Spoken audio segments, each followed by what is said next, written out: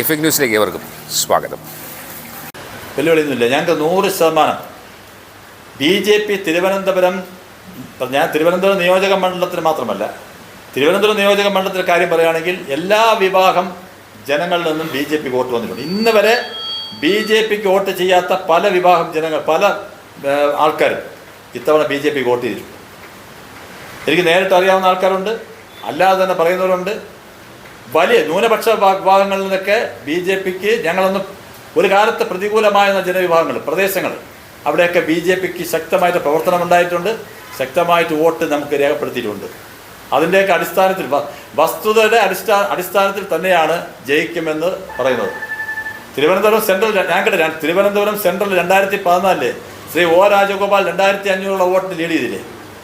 ഇതൊന്നും സംഭവിക്കാത്ത കാര്യമൊന്നുമല്ലല്ലോ, സംഭവിക്കുന്ന കാര്യമാണ്. എന്തെങ്കിലും പറയുമ്പോൾ ഇവിടെ ഒരു മതേതരത്വം പറഞ്ഞ് ഈ മത്സരരംഗത്ത് വരുമ്പോൾ മതേതരത്വം പറയുന്ന ഒരു രീതി ഒന്നുമല്ല ഞങ്ങളുടെ രീതി. ഞങ്ങൾ അന്ന് പറയുന്നത് ഇന്ന് പറയുന്ന തെരഞ്ഞെടുപ്പ് പറയുന്ന സമയത്തും ഞങ്ങൾ ഒരേ രീതിയാണ്.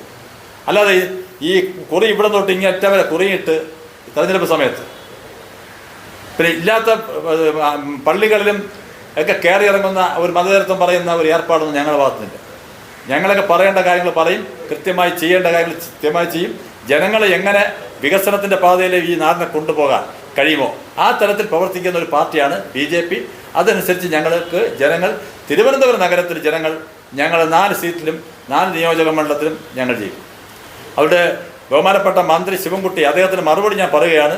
അദ്ദേഹം സ്വന്തമായിട്ട് വോട്ടുണ്ടാക്കി ഞാൻ ഇത്ര വോട്ട് പിടിക്കും, BJP ഇത്ര വോട്ട് പിടിക്കും എന്നുള്ളതല്ല. പക്ഷേ അദ്ദേഹത്തിൻ്റെ വാക്കുകളെല്ലാം തെറ്റും. അദ്ദേഹം 2016 പരാജയം, അതുപോലെ പരാജയം തന്നെ അദ്ദേഹത്തിന് സംഭവിക്കും. 22,000 വോട്ടിൻ്റെ ലീഡാണ് 2024 ശ്രീ രാജീവ് ചന്ദ്രശേഖർ ലോക്സഭാ തെരഞ്ഞെടുപ്പ് ഉണ്ടായത്. അതിന് പുറത്ത് ലീഡ് ഈ നിയമസഭാ തെരഞ്ഞെടുപ്പ് കഴിയുമ്പോൾ, ഫലം കഴിയുമ്പോൾ നിയമനിയോജക മണ്ഡലത്തിലുണ്ടാകും. റഹീം ആവശ്യമില്ലാതെ ജില്ലാ സെക്രട്ടറി സ്ഥാനം ഉറപ്പിക്കാൻ നോക്കും. അതിനുവേണ്ടി ഇങ്ങനെ ഓരോ ദിവസവും ഇറങ്ങി, ഞാൻ 2 ദിവസമായി വെയിറ്റ് ചെയ്യാം, ഇങ്ങനെ ഓരോ ദിവസവും ഇറങ്ങി BJPക്കെതിരെ ഇങ്ങനെ പറഞ്ഞുകൊണ്ടിരിക്കുന്ന രീതി, അത് ഇവിടുത്തെ ജനങ്ങളെ, തിരുവനന്തപുരം നഗരത്തിലെ ജനങ്ങൾ അവഹേളിക്കുന്നതാണ്. ഞാൻ ഉൾപ്പെടുന്ന, നമ്മളെല്ലാം ഉൾപ്പെടുന്ന ഇവിടുത്തെ തിരുവനന്തപുരത്ത് താമസിക്കുന്ന ജനങ്ങളെ, വോട്ടർമാരെ അവഹേളിക്കുന്ന, അവമാനിക്കുന്ന തരത്തിലേക്കാണ് CPM അധംപതിച്ചിരിക്കുന്നു. ഇതിനേക്കാൾ വലിയ അധംപതനം ഇനി ഇല്ല. തെരഞ്ഞെടുപ്പ് കഴിഞ്ഞ് ഒരു ദിവസം ഇത് എത്ര പ്രാവശ്യം ഇങ്ങനെ മാധ്യമങ്ങളെ വിളിച്ച് പറയുന്നു.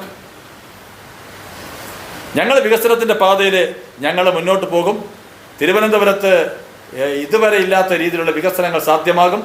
കോർപ്പറേഷൻ ഭരണ സംവിധാനം, അതോടെ MLA-മാരും കേന്ദ്ര സർക്കാരും ട്രിപ്പിൾ എഞ്ചിൻ സംവിധാനം, ആ സംവിധാനം തിരുവനന്തപുരത്ത് വരാൻ പോവുകയാണ്. തിരുവനന്തപുരത്ത് വലിയ വികസനത്തിൻ്റെ തേരോട്ടമായിരിക്കും ഇനി ഉണ്ടാകാൻ പോകുന്നത്.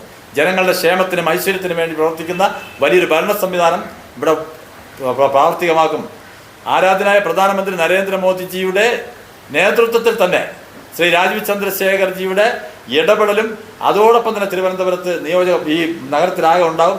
കോർപ്പറേഷൻ മേയർ അടക്കം ഒരു വലിയൊരു ഭരണ സംവിധാനം ഞങ്ങൾ ഒരുമിച്ച് നിന്ന് തിരുവനന്തപുരത്തെ ലോകത്തിലെ ഏറ്റവും വലിയ നഗരമാക്കി മാറ്റുക എന്ന ഞങ്ങൾ പറഞ്ഞിട്ടുള്ള വാക്ക് പാലിക്കുക തന്നെ ചെയ്യും.